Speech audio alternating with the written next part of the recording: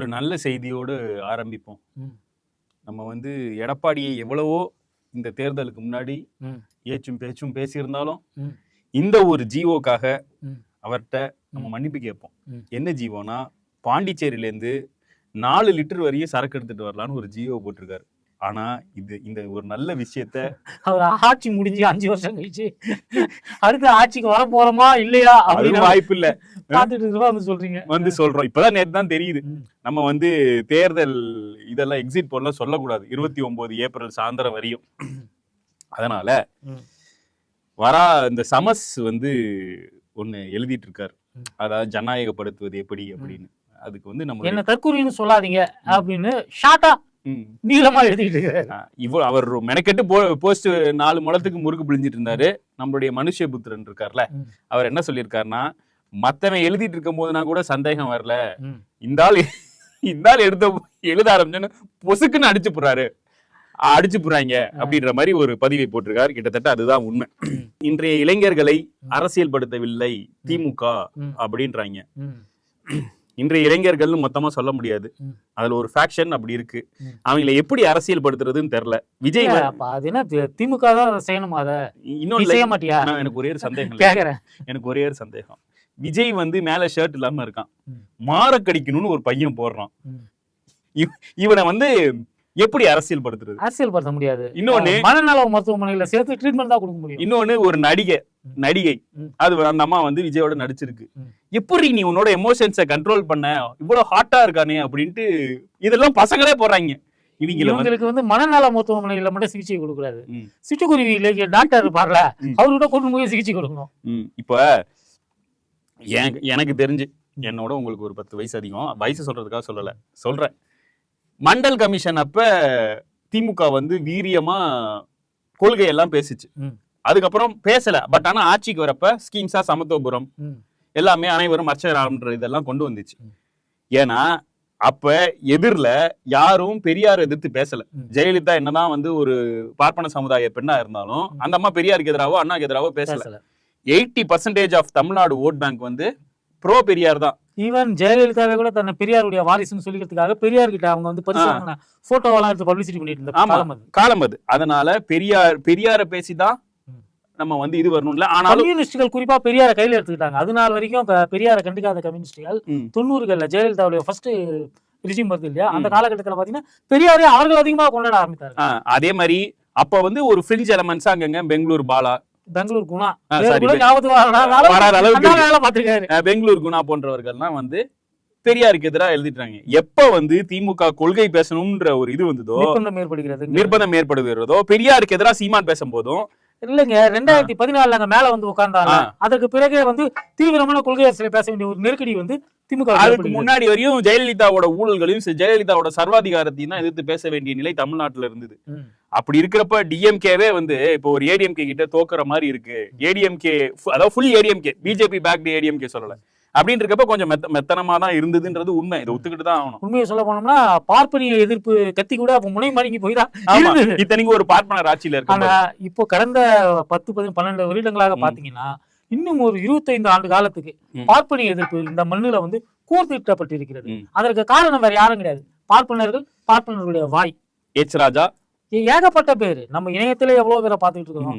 இவங்க எல்லாம் பேசுறதை வச்சு பார்த்துட்டு ஓ பாப்பானுங்களா இப்படிப்பட்டவங்களா, உங்களெல்லாம் நாங்க எதிர்க்காம விட்ட தப்பு அப்படிங்கிற ஒரு மனநிலைக்கு திராவிட இயக்கம் சாராதவர்களும் இப்போது வந்திருக்கிறார்கள்ங்கிறதா உண்மை. இப்ப இதுல சில பேர் உண்மையிலே மனசுல நல்லதை வச்சுட்டு சில கருத்துக்கள் சொல்றாங்க. அதெல்லாம் நம்ம அக்செப்ட் பண்ணிக்கிறோம். சமஸ் அல்லாதவர்களை சொல்றேன், சமஸ் போன்றவர்களை அல்லாதவர்களை சொல்றேன். அதுல அவங்க சொல்றதுன்னா வந்து காலேஜ்ல எலெக்ஷன் நடத்தணும் அப்படின்னு. நான் வந்து 2019 திருநெல்வேலியில தேர்தல் அறிக்கை குழு வந்து வருது.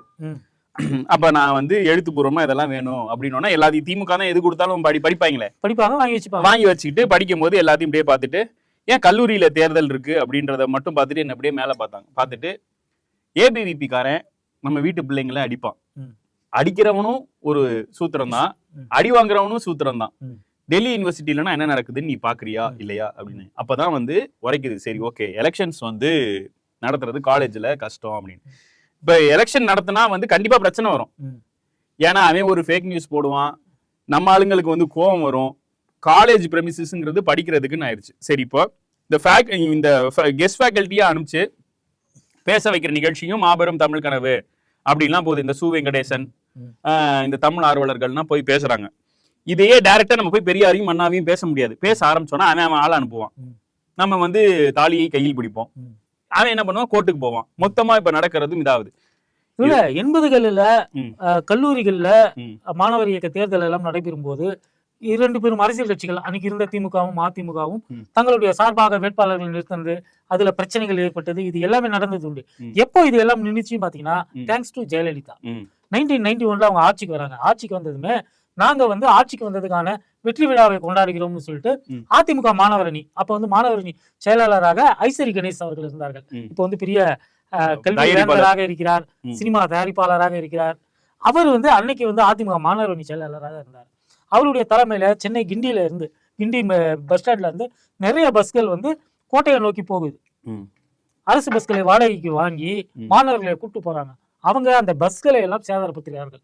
60க்கும் மேற்பட்ட பஸ் எல்லாமே வந்து அடித்து நொறுக்கப்பட்டதுமே இது மிகப்பெரிய ஒரு செய்தியாக வந்த போது ஜெயலலிதா என்ன பண்ணாங்கன்னா இமீடியட்டா அந்த சேதாரத்துக்கு வந்து அதிமுக கட்சியே வந்து பொறுப்பேற்றுக்கும், அதற்கு என்ன செலவு ஆகிறதோ அதை வந்து போக்குவரத்து கழகத்துக்கு அதிமுக கட்சியை கொடுக்கும்னு சொன்னதோடு இல்லாமல் இனிமேல கல்லூரிகள்ல வந்து அரசியல் இருக்கக்கூடாதுங்கிற ஒரு முடிவுக்கு வந்தமா வராங்க. அந்த முடிவுக்கு திமுகவும் ஒத்து வருது. ஏன்னா வந்து இந்த இவர்கள் எல்லாமே வந்து முதல் தலைமுறையாக பட்டம் படிக்க வருகிறவர்கள். இவங்களுக்கு வந்து ஒரு அரசியல் ஆர்வம் ஏற்பட்டு இது போல வன்முறை பாதையில போறாங்க. அந்த ஏஜ்ல வந்து இது தப்புன்னு கூட தெரியாது அப்படிங்கிற மாதிரியான ஒரு விஷயம் வந்து நாம வந்து கல்லூரிகள் அரசியலை குறைச்சிப்போம். அந்த மாணவர்கள் படிச்சு விட்டு வந்த பிறகு எந்த இயக்கம் அவர்களுக்கு சரி அப்படின்னு படுதோ அந்த இயக்கத்துல சேர்ந்து பணியாற்றட்டும் அப்படிங்கிற 2 கட்சிகளுமே ஒரு புரிந்துணர்வு. ஹிந்தி எஜுகேஷன் அப்பவே மாணவர்கள் வந்து போராட்டத்தை கைவிடணும்னு சொன்னவர் தான் அண்ணா. பிள்ளைய படி கொடுக்கவா இயக்கம் நடத்துறோம்னு கேட்டவரும் அண்ணா. அதனால இந்த அதாவது சில பேர் ஆர்வத்துல கேக்குறீங்க, புரியுது. அதுக்கான சூழ்நிலைகள் இப்போது இல்லைன்றது இப்போ இல்ல. ஜேஎன்யூல ஏபிவிபி காரங்க ஒருத்தர் துப்பாக்கி எடுத்து சுட்டான். நம்ம அதை பார்த்தோம் இல்லையா, வீடியோ காட்சியா டிவில பார்த்தோம். அந்த நிலைமை தமிழ்நாட்டுக்கு வர வேணாம். தமிழ்நாட்டுல வந்து நம்ம இப்ப இந்த பராசக்தி படம் வந்து ரிலீஸ் ஆச்சு, அந்த படத்தை கூட பார்த்தோம். அந்த படத்துல கூட ஒரு மாணவன் வந்து சுட்டு கொல்லப்படக்கூடிய ஒரு காட்சி, ராஜேந்திரன் வந்து சுட்டு கொல்லப்படக்கூடிய ஒரு காட்சியை பார்த்தோம். இது மாதிரி எவ்வளவு மாணவர்களுடைய வாழ்க்கை வீணாகும், அவங்களுக்கு அரசியல்.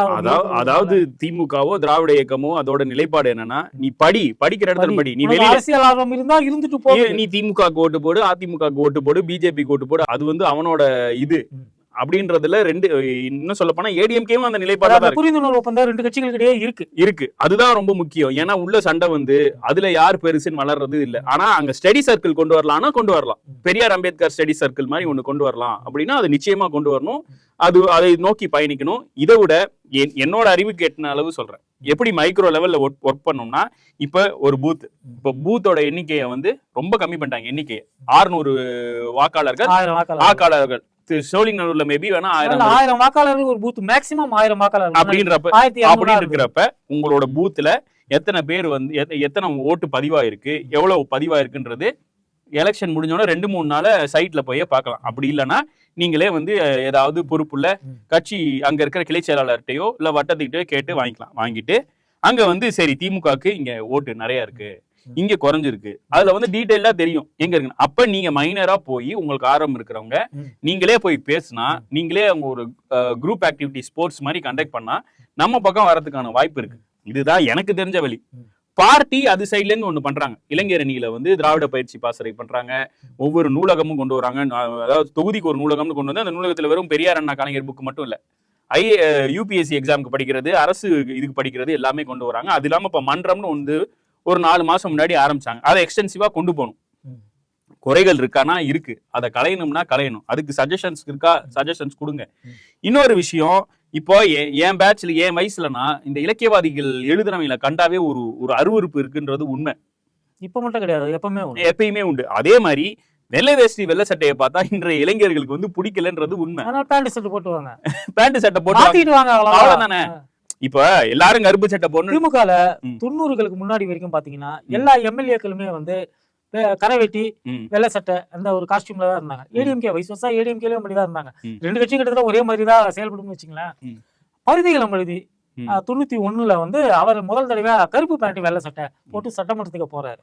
போறப்ப சட்டமன்றத்துல கேலியா அன்னைக்கு இருந்த சபாநாயகர் சேடபட்டி முத்தையா அவர்கள் வந்து எதுக்கு பேண்ட் போட்டு காலேஜ் ஸ்டூடெண்ட் மாதிரி வந்திருக்கீங்க, நான் தான் வேட்டி கட்டிட்டு வந்தா நீங்க உருவிடுறீங்களே அப்படின்னு சொல்லி நகைச்சுவையா பதில் கொடுத்தாரு. ஆனாலும் கூட அது வந்து ஒரு மோஸ்தரா மாறிச்சு.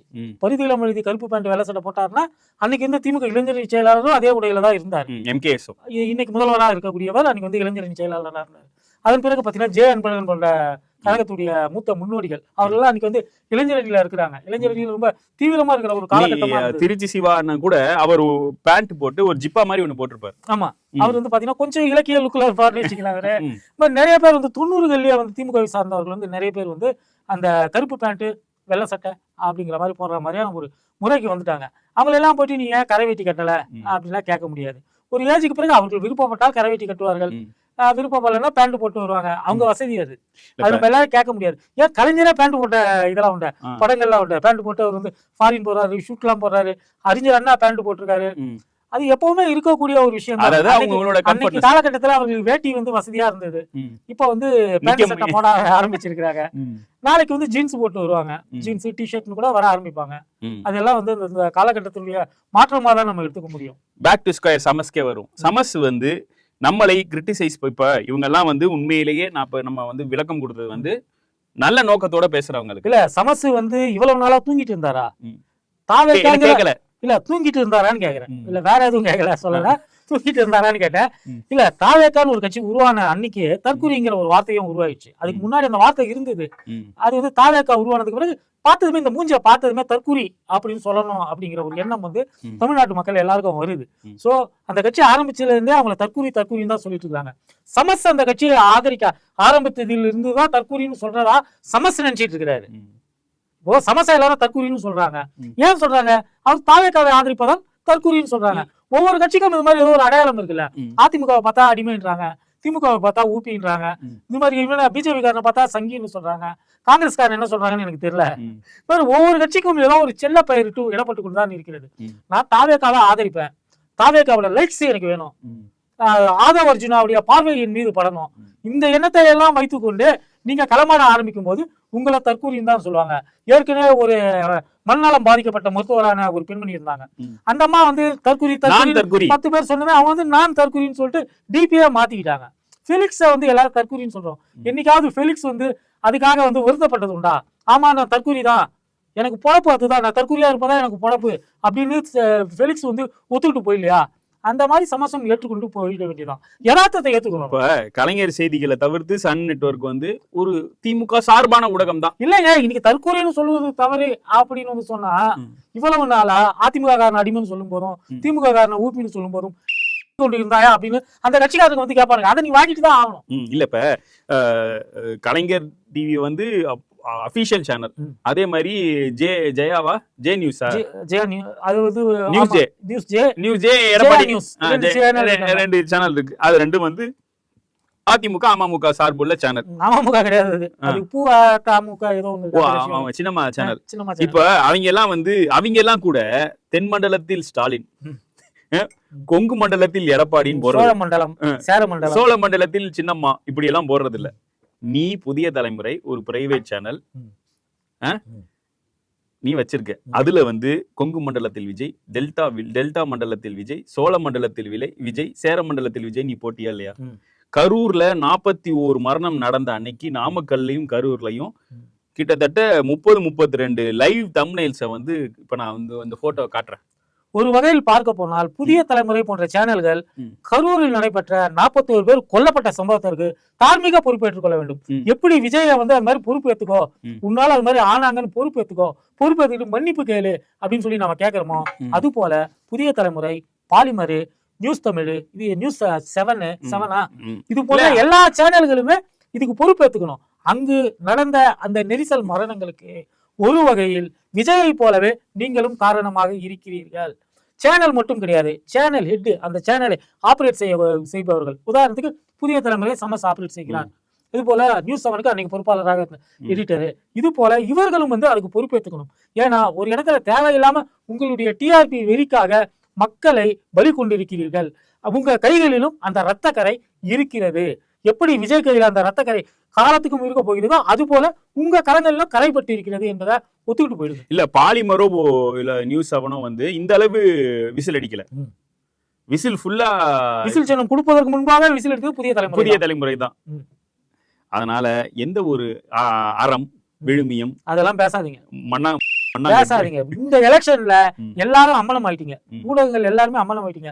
இது சொல்லுவதற்கு எனக்கு ரொம்ப வேதனையா இருக்கு. ஒரு ஊடகவியலாளரா நான் ரொம்ப வேதனைப்படுறேன் நான். ம். ஏன்னா ஊடகங்கள் முழுக்க நிர்வாணப்படுத்தப்பட்டு ரோட்ல அலையக்கூடிய ஒரு சூழலை வந்து நம்ம பாக்குறோம். இன்னைக்கு ஊடகங்களுக்கு மனசாட்சியை தொட்டு சொல்லுங்கள் ஊடகவியலாளர்கள். இன்னைக்கு மக்களை இன்ஃப்ளூயன்ஸ் செய்யக்கூடிய அளவுக்கோ, மக்களிடம் ஒரு தாக்கத்தை ஏற்படுத்தக்கூடிய அளவுக்கோ நமக்கு ஏதாவது ரோல் இருக்கா? ஒண்ணும் இல்ல. சோசியல் மீடியா தான் பெரிய ரோல். ம். மீண்டும் இன்னொரு பூமரில் சந்திப்போம். நன்றி, வணக்கம். வணக்கம்.